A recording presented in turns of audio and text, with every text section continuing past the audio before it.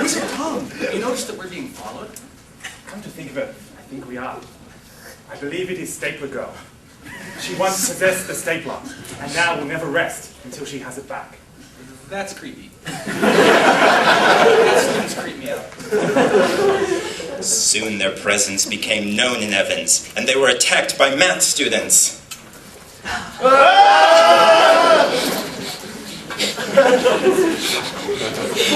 A brawl ensued in which proofs, experiments, derivations, and counterexamples were flung in every direction. Jamie was wounded by a skillfully aimed corollary, and Wizard Tom managed to yell enough insolvable problems that the math students were scared away. Hurry, we're almost to the exit. Follow Cherie.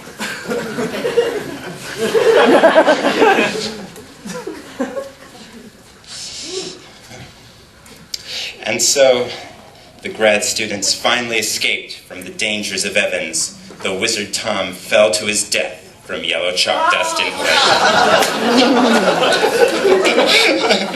Fly, you fools!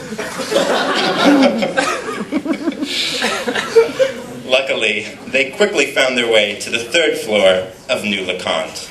Are you sure this is New LeConte? It looks kind of older than the other one.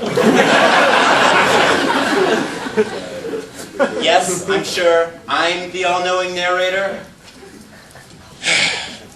Now, let's get on with it. They soon found that the third floor took very good care of them. And even the chair of the department came out to see how their mission was going. But she especially wanted to talk to Jamie. Your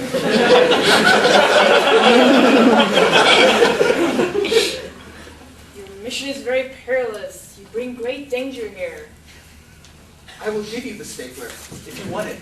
It exerts too much power over me. Ah! With the power of the stapler, I could reign supreme. I would be chair of the department forever. No, I would be the dean. No, I would be president of the university.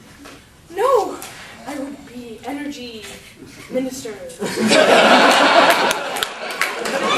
our department would be ranked highest in the world. No. I pass the test. I'll serve my term as chair and remain a professor. You must keep the stapler and destroy it.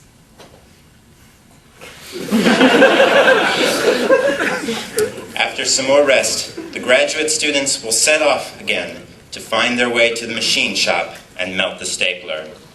Little did they expect the rest of the adventures that would befall them as they continued their quest to destroy the stapler and rid the world of homework. The end. Oh.